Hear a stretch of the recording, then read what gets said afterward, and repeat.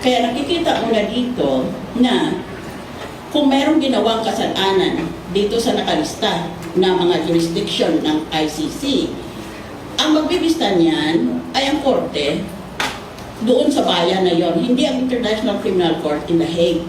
International Criminal Court, as I said, is a court of last resort. Pag hindi mo mabigyan ng katarungan ang akusado, ayaw mo o kaya hindi mo kaya, ay saka pa lang yan pupunta sa ICC. Kaya maling-mali yung mga pinagtatanong sa akin sa Senado.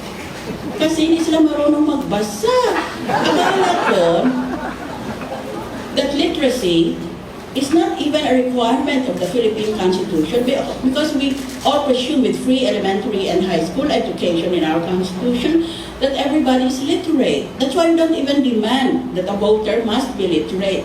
Eh, basahin mo lang, nakalagay naman maliwanag doon na magbibista ang bansa kung saan nangyari yung mga krimen na sinasabi. Hindi naman iyan dadalhin kaagad sa The Hague. Kaya bakit tatanungin ako?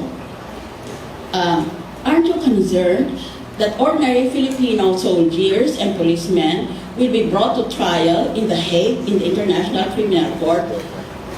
And I had to answer that question seriously. Ang gusto ko talagang sagutin ay, how about I just mash your teeth in?